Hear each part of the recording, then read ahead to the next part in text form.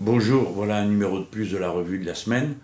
Le précédent a bien marché, les autres aussi, donc je continue avec obstination, puisque ça a l'air de vous intéresser et ça aide beaucoup de gens à comprendre un peu mieux ce qui s'est passé pendant la semaine. Bon, évidemment, je vais parler de l'élection de Trump aux États-Unis. Bon, j'ai un sourire en coin parce que, je vais être un peu méchant là, mais encore une fois, les grands instituts de sondage, les beaux esprits, les belles personnes, ils se sont tous trompés. Alors moi j'ai un témoin de moralité, je ne dirais pas quel journaliste, mais il y a un journaliste à qui j'avais envoyé avant un petit message en lui disant, écoutez, croyez pas ce qui est écrit dans votre journal, elle va se prendre une tôle. Bon, c'est une manière un peu vulgaire de parler, mais tout le monde comprend ce que je veux dire. Alors, qu'est-ce qui me faisait dire que les choses n'étaient pas si simples que ce qui se racontait? Alors d'abord, c'est que pendant la période des primaires démocrates, sur place, il y avait un membre de mon équipe qui était là-bas et qui faisait la campagne sur le terrain. Et elle l'a fait dans les 3 États, pas un seul, et pas dans l'état-major, 3 sur le terrain. Donc ça lui a permis de voir 3 situations différentes, vues côté progressiste. Il s'agit de la directrice de ma communication pour cette campagne, Sofia Chikirou. C'est pour ça d'ailleurs qu'elle a été là-bas, parce qu'on préparait comment on allait travailler et on voulait voir le meilleur de ce qui pouvait se jouer sur le terrain. Et d'abord, c'est évidemment là-bas qu'on a vu l'importance des réseaux sociaux, de tout ce qu'on est en train de faire ensemble. On a vérifié que ça fonctionnait. Après, on l'a envoyé faire la campagne de Podemos en Espagne pour terminer le bien retiré. On s'est trouvé pas si en retard que ça, et même dans un certain nombre de domaines plus avancés que les Nord-Américains ou que les Espagnols de Podemos et de Bernie Sanders. Donc, mais passer ça c'est la satisfaction un peu technique. Passer ça, ce qui était révélateur de ce qui se passait aux États-Unis, c'est le retour du peuple. Autour de Bernie Sanders, il y a eu des événements, même si on ne nous aime pas, c'est ça qui est quand même incroyable, les journalistes qui ne nous aiment pas, ils ont le droit. Mais au moins, ils pourraient regarder ce qui se passe, pour essayer de comprendre. Mais ils étaient tous dans leur bureau, ils téléphonaient à leurs collègues, les correspondants sur place. Les correspondants sur place, où est-ce que vous croyez qu'ils sont? Quand vous êtes correspondant de la presse de gauche, et que vous êtes aux États-Unis, ils ne vont pas sur le terrain. Ils restent dans l'état-major, alors ils discutent gravement pendant des heures, blablabla. Et ils croient ce qu'on leur raconte. Donc pour eux, Bernie Sanders, ça comptait pas. Et pourtant, il se passait des choses inouïes autour de ce type. Par exemple, le meeting qu'il a fait à New York. C'est la première fois depuis des décennies qu'il n'y avait pas eu un meeting dans la rue. Imaginez-vous ce que c'est avec 50 000 personnes qui sont là, qui l'écoutent, qui crient. Puis le gars, il faisait aucun effort. Je veux dire, il faisait pas, il est habillé pire que moi, il est mal coiffé, et il répétait à peu près toujours le même discours. Donc pas du tout quelqu'un qui était dans le sensationnel, où on aurait pu dire, tiens, les gens viennent voir quelque chose qui sort un peu du commun. Non, ils venaient entendre quelque chose qui sortait du commun, qui est une politique préoccupée du peuple. Ah, ça fait mal à certains d'entendre ça. S'occuper du peuple, pas blablabla, les grandes phrases. Et c'est comme ça qu'il a fait avancer, par exemple, l'idée du salaire minimum à 15 $ l'heure. Parce que là-bas, il n'y en a pas de salaire minimum à ce niveau. Depuis, il y a plusieurs États qui l'ont adopté. Bref, en tout cas, ce qu'on voyait, c'était une mobilisation populaire et les petites gens, ce qu'on appelle les petites gens, c'est-à-dire les gens qui ont 2, 3 boulots dans la journée pour arriver, et des fois ils n'y arrivent pas, à joindre les 2 bouts, qui passent leur vie à se demander si leurs gosses se sont levés pour aller à l'école, s'ils ont mangé avant d'aller se coucher, parce qu'eux ne sont pas là, ils sont au boulot. Donc ça, c'était quelque chose qui signifiait quelque chose. Mais c'est pas seulement qu'il y avait du monde dans les meetings de Bernie Sanders, c'est que Sanders a plié Clinton dans toute une série d'États où il a gagné la primaire démocrate. Et dans quels États c'était le plus intéressant à observer? C'est les États à majorité républicaine. Donc, dans les endroits où il y avait une majorité républicaine, Sanders gagnait, ce qui veut dire que le peuple, au sens, le peuple progressiste, se mobilisait pour lui, en face d'une majorité populaire de droite. Tandis que dans les États démocrates, ils se mobilisaient pour Mme Clinton. Les élites surtout. Évidemment, il y avait des très forts votes populaires côté Sanders. En particulier, quand notre ami a été en Floride, bon, là, elle a pu voir comment ça se passait. C'est un État où les Clinton se croyaient les rois, pour un peu, ils le perdaient. Et quand il est arrivé à New York, où notre ami était également, ça a commencé par une énorme tricherie. Le maire de New York et le patron des démocrates là-bas, qui est corrompu jusqu'à la moelle, a changé les règles du jeu, et 130 000 personnes ont été éliminées du corps électoral démocrate. Tous ceux qui s'étaient inscrits depuis depuis 3 mois avant. Hein. Donc tout ça, plof. Alors évidemment, la femme Clinton, elle a gagné tranquille, dans des conditions pareilles. Et rebelote en Pennsylvanie, et pareil dans l'état du Nebraska, et ainsi de suite. Ils ont triché tout le long, tout le long, tout le long. Alors à la fin, ils se frottent les mains, ils sont contents, ils ont triché. Ça y est, ils ont obtenu le résultat qu'ils voulaient obtenir. Comme en France. C'est-à-dire, il y a un démon pur, je vais en parler, Trump, hein, et puis il y a une personne qui est raisonnable, d'ailleurs c'est une femme, ils l'ont vendu comme ça, hein, ils ont abusé de l'argument dans des conditions qui n'étaient pas vraiment un argumentaire féministe. Hein. Bon. Et puis ça tombait bien, parce que comme Trump racontait des horreurs machistes et sexistes, ça confortait. Donc on aurait dit que le seul problème qui se posait, c'était celui-là, et que le reste, ça n'existait pas. Alors maintenant, c'est le moment de voir ce que ça a donné comme résultat. C'est retrouvé à la tête du camp démocrate Madame Clinton, plutôt que M. Sanders, qui est lui un indépendant, qui n'est pas un démocrate, qui s'était présenté à la primaire. D'accord? Vous faites le rapport avec ici, c'est les démocrates qui organisent la primaire, puis ils disent, tous ceux qui veulent peuvent venir à la primaire, hein, et on met Sanders. Évidemment, après, boum, boum, boum, les sondages, il n'y a que Mme Clinton. Mais là-bas, manque de peau, les sondages disaient, c'est Sanders qui gagne contre Trump. De tout ça, vous n'en avez pas entendu parler dans la presse française. La presse française, les primaires n'étaient pas terminées, vous aviez déjà Libération, toujours aux avant-postes pour dire, le match se met en place, c'est Clinton-Trump, alors que c'était pas vrai. Moi, je me rappelle des discussions que j'ai eues avec des journalistes, je leur disais, mais vous êtes fous de faire ça, vous regardez plus ce qui se passe, vous êtes en train de prendre vos désirs pour des réalités, ok? Vous voulez que Mme Clinton soit la candidate, on peut le comprendre, mais regardez au moins ce qui se passe autour. Donc, ils ont réussi leur tour de force, c'est-à-dire, le peuple n'avait plus qu'un choix, voter pour une milliardaire, Mme Clinton, qui se contrefout de leurs problèmes, qui a méprisé, injurié, invisibilisé, triché contre Sanders, hein, et t'as pas le choix. Tu es obligé de voter pour elle, parce que c'est elle qui a gagné la primaire. Et Sanders a accepté la règle du jeu, lui. C'est-à-dire qu'il a été à la primaire, il perd, il y a eu triche, mais il dit, bon, bah, je reconnais, j'ai perdu. Mais bon, c'est une chose que Sanders ait baissé pavillon à cette occasion, mais les gens qui ont eu confiance en lui, les gens qui sont mobilisés pour lui, qui ont fait campagne et tout, ils font ce qu'ils veulent. On a dit, bon, bah, c'est pas Sanders, c'est Mme Clinton, voilà. Moi, je vote pas pour quelqu'un que je considère comme une corrompue. Je vote pas pour une millionnaire, je vote pas pour une milliardaire. Elle a des rapports super suspects avec toutes les grandes entreprises du pays. Elle ne s'intéresse pas à nous, ben elle fait ce qu'elle veut, j'y vais pas. Plein de gens se sont dit ça. Mais je n'invente pas, c'est dans le résultat. Si vous regardez le résultat, vous vous apercevez que Mme Clinton fait 6 millions de voix de moins que M. Obama.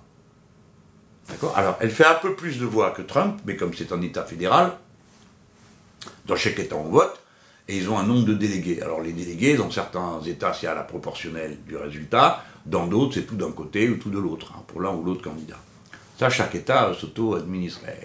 C'est un État fédéral. Nous, on a un État unitaire. Donc on a un peuple un et indivisible. Eux, ils ont un État fédéral, bah, c'est pas la loi, elle n'est pas la même partout, les règles ne sont pas les mêmes partout. Je dis ça pour ceux qui adorent les États fédéraux, ben voilà, mangez, bon appétit. Voilà ce que ça donne, quelqu'un qui est devant en voix a perdu l'élection. Donc, vous voyez bien que si elle a perdu, c'est parce que des gens ne se sont pas mobilisés pour elle, qui auraient dû le faire.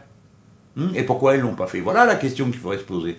Vous croyez qu'ils se la posent? Pas du tout. C'est reparti.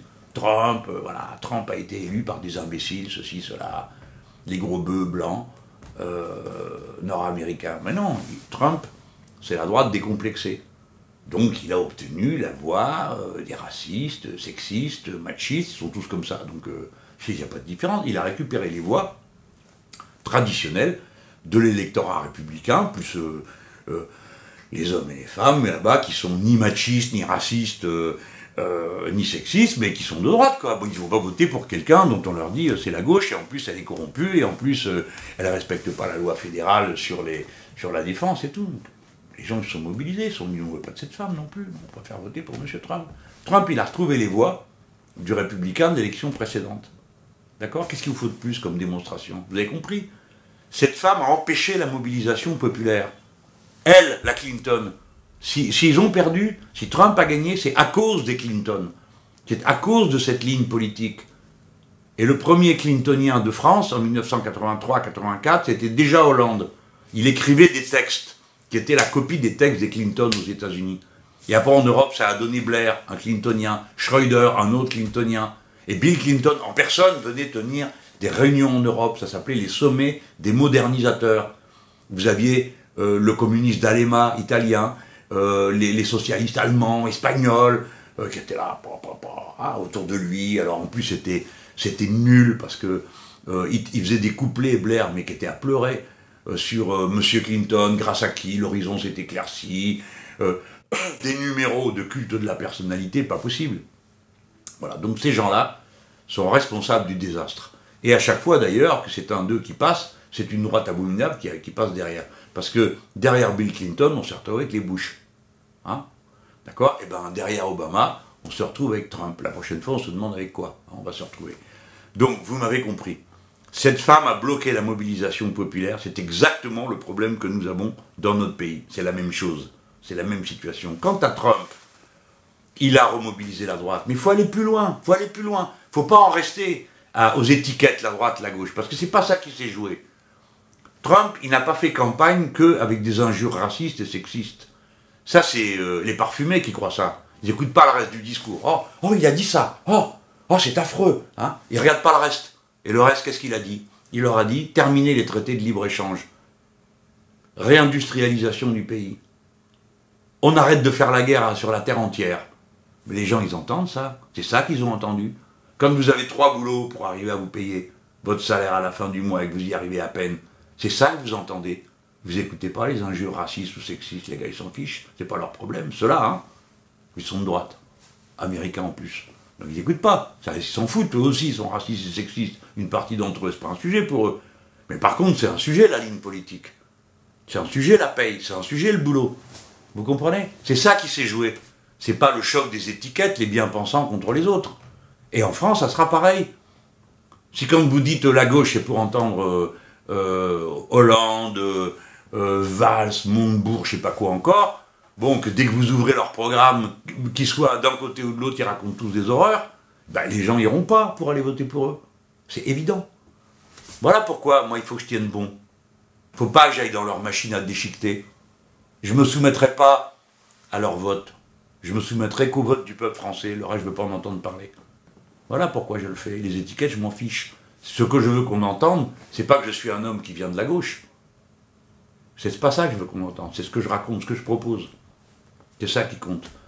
Alors, figurez-vous qu'aux États-Unis, vous avez eu le passage de la vague qui est en train de traverser le monde entier.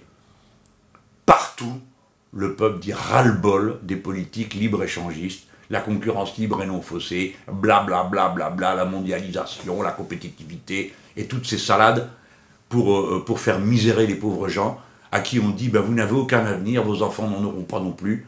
D'ailleurs, ils n'iront pas à l'école parce que des écoles, il n'y en a plus. Et si vous voulez qu'ils apprennent quelque chose, vous paierez, etc., etc. Tout ce que vous connaissez. Vous le croyez, une chose pareille, le lendemain du vote? Qui est-ce qui s'amène et qui dit il faut construire des hôpitaux et reconstruire les routes et les ponts? C'est Trump. C'est le type de droite qui dit ça. Hein? Parce que les autres n'y avaient même pas pensé à le dire. Forcément, ça ne les intéresse pas. Donc, c'est ça qui est passé aux États-Unis. Et il y avait déjà eu une première vague. C'est quand M. Obama a été élu. M. Obama, il a été élu par une mobilisation des déshérités des États-Unis d'Amérique. Ils se sont dit, ce gars, c'est un noir, donc il sait ce que c'est que d'être mal vu. Il sait ce que c'est que d'être discriminé. Il sait ce que c'est que d'être maltraité. Hein? Bon, en fait, il ne savait pas, puisque la preuve, c'est qu'il n'a rien fait, ou presque. Voilà ce qui s'est passé aux États-Unis d'Amérique. Et la vague, elle était passée avant en Amérique latine. C'était la même. Et elle est en Europe. Mais à chaque fois, la vague, elle peut aller à droite ou dans le camp progressiste. Hein? Alors, la plaie pour nous, c'est qu'à droite, ça y va. Hein? Pouf! Ça va voter Le Pen, ça va voter Sarkozy, ça va voter je sais pas quoi, Juppé, l'exagéré de service là. Bon. Alors ça, tant que vous voulez les gens, il y a eu un résultat Trump, qui c'est qu'on invite sur le plateau de France 2 là, Télé PS, pouf! Madame Le Pen, ça vous manquait, hein? Il y avait longtemps que vous ne l'avez pas vu, puis à chaque fois qu'ils font quelque chose à France 2, il y a un Le Peniste qui arrive. Ça vous manquait, et vous êtes servi. Ça tant que vous voulez. Mais de l'autre côté à gauche, pam, on vous bloque. Mangez du Clinton. Mais non, je veux pas, c'est une guerre. Mangez quand même. Le Hollande, Valls, Montebourg, je sais pas qui. Mangez quand même. Mais non, je veux pas. Mange quand même. T'auras droit qu'à ça. Alors les gens disent, si j'ai droit qu'à ça, je reste chez moi. Voilà. Ils organisent méthodiquement la déroute. Ces gens-là sont responsables de la catastrophe. Et maintenant, vous avez vu comment ils ont changé de ton? Tout d'un coup, hein, parce que quand leur maître américain parle, alors là, ça y est, hein, tant qu'ils reprennent tous le pli. Hein. Pour ça, je vous dis, vous verrez, Trump, ça ne fera pas d'histoire. On va lui dire, monsieur le président, c'est là qu'on a les laisses pour tenir les caniches. Ah, oh, formidable, il va tirer sur les laisses. Et tous les caniches obéiront. Voilà, comme d'habitude. Parce que vous vous rappelez qu'ils aient beaucoup protesté sous Bush. Bouche fermée. En France, le parti atlantiste est aux ordres. Alors là, il est un peu indigné, parce que quand même, être représenté par un type comme Trump, ça leur fait mal à la gorge. Hein. Mais vous allez voir, ils vont bien avaler. Ça va passer. Ces gens sont très dangereux. Je ne peux pas conclure sans vous dire que maintenant, on est 46 500, donc on va finir par arriver à 50 000. Si cette chaîne vous plaît, bah, abonnez-vous, s'il vous plaît. Mais avant ça, il y a déjà quelque chose à faire. Vous cliquez le petit pouce bleu, hein, parce que comme ça aide à la booster, comme on dit, hein, pour qu'elle monte dans la diffusion, en fait, pour qu'elle soit présentée à davantage de monde. Voilà. Et puis, si vous voulez mettre un commentaire, ben, il est bienvenu, parce qu'on essaye d'en tenir compte pour continuer à faire avancer cette chaîne. N'oubliez pas qu'en vous abonnant, eh ben, vous me donnez des moyens de puissance qui font bien enrager mes adversaires.